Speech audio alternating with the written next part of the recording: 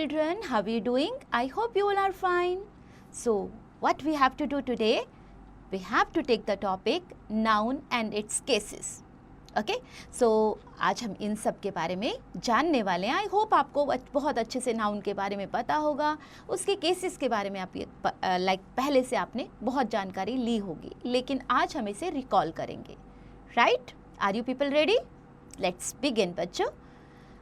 Noun is a word which names a person, place, quality, animal, feeling, action that we can think of.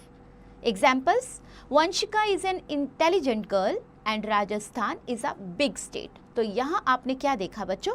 Vanshika and girl highlighted words हैं और Rajasthan and state both are highlighted. Okay, so ये सब किसकी category में आते हैं? Noun की category में.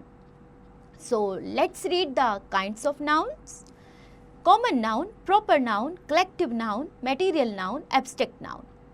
Let's read about proper noun first. A proper noun denotes a particular person, place or thing. It always begins with a capital letter.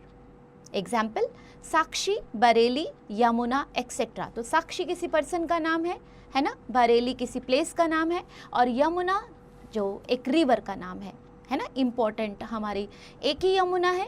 Proper noun. Right? Common noun, a common noun names persons, places, things of the same kind. Examples: man, monkey, pencil, etcetera. अब कोई भी pencil हो, अब हम उसे common noun में तो common वे में तो सब पेंसिल ही बुलाते हैं. यस, इसलिए वो कॉमन कैटेगरी में आती है. Collective noun, a collective noun names a group of a class of similar things or persons taken together and spoken of as one whole.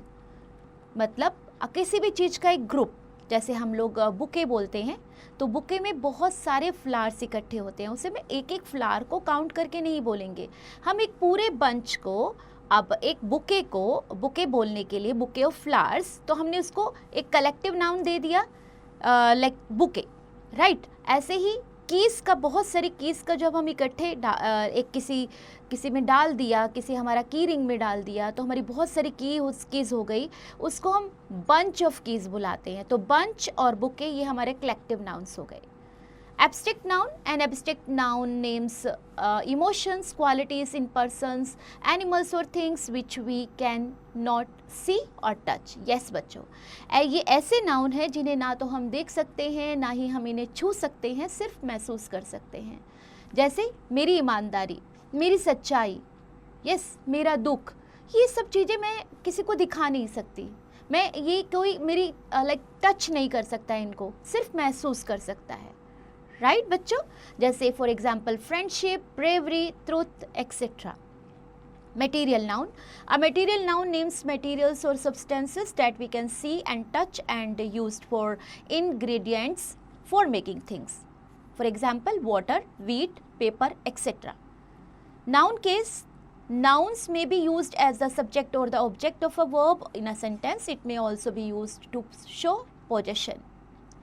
Subjective or nominative case, when a noun or pronoun is used as the subject of a verb, it is said to be in the subjective case. For example, all the players, ये आपका subject हो गया जिसमें हम सब players को add कर रहे हैं, and played cricket will be predicate. Okay, the noun all the players is the subject of the sentence, hence it is said to be in the subjective case. So now we have the objective or accusative case. When a noun or pronoun is used as the object of a verb, it is said to be objective case. For example, all the players played cricket. Here you are using the verb played and your object is cricket, objective case. Note: to find the subjective case, put who or what before the verb. किसने किया, क्या किया, इसको अगर आप जान लेते हो तो वो आपका subjective case हो जाता है. To find out the objective case, put who or what after the verb, then it will be objective case. Now dative case, when a noun or pronoun plays the role of an indirect object in a sentence, it is said to be in a dative case. For example, she offered me some money. So यहाँ verb क्या है आपका? offered. Me is indirect object, and some money is your direct object. Possessive case, when a noun or a pronoun show possession, it is said to be in the possessive case. For example, Kajal's book is on the table. Kajal's book, right? This is possessive case. Note down बच्चों, to find out the dative put to, for, from and whom after the verb. इसको please underline कर लीजिएगा, बहुत important है ये cases आपको find out करने के लिए, ये आपको एक्सरसाइज करने में भी हेल्प करेंगे. To find the possessive put whose before the noun. आपको पता लगाना है किसका केस है, किसका बैग. जैसे काजल्स था ना, वहाँ पे काजल का, ऐसे ही. The apostrophe used to show possession is called apostrophe. The apostrophe is usually not used in with non-living things. It is used with living things only. Yes बच्चों, ये living things के साथ ही सिर्फ यूज़ होता है. non-living things के लिए आप इसे apostrophe को यूज़ नहीं कर सकते. Formation of the possessive case, when the noun is singular, the possessive case is formed by adding s यानी apostrophe to the noun. The book of Rita. So this is Rita's book. Rita living thing है, right? So Rita's book. When the noun is plural and ends in s, the possessive sign is formed by adding just an apostrophe after s. So आप पहले से ही अगर s से आपका sentence add हो रहा है तो आप एक और s नहीं ऐड करेंगे. The school meant for boys. The boys school, यहाँ मैंने बॉयज़ ऑलरेडी प्लूरल फॉर्म में था, उसके बाद अपोस्ट्रोफ लगाया, यहाँ मैंने एक और एस नहीं लगाया. ओके आपको ध्यान रखना है ये बात. When a noun is plural but does not end in s, the possessive sign is formed by adding s. The college for man, man's college. Okay so यहाँ पर आप मैन प्लूरल है लेकिन मैन के साथ एस नहीं है. Man तो खुद में प्लूरल फॉर्म है ना. सो हमने एस यहाँ पे यूज़ किया, तो दोनों केसेस में डिफरेंस हो गया ना.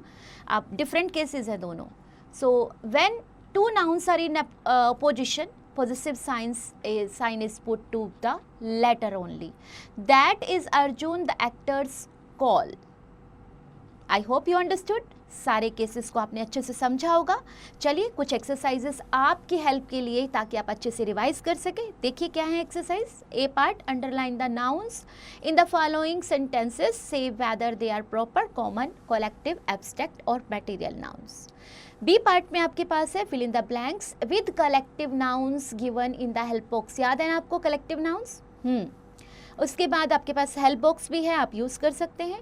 सी part, identify the nouns as a subjective case in these sentences. पहले एक बार फिर से चैप्टर को रिवाइज कर लीजिएगा एक्सरसाइज करने से पहले.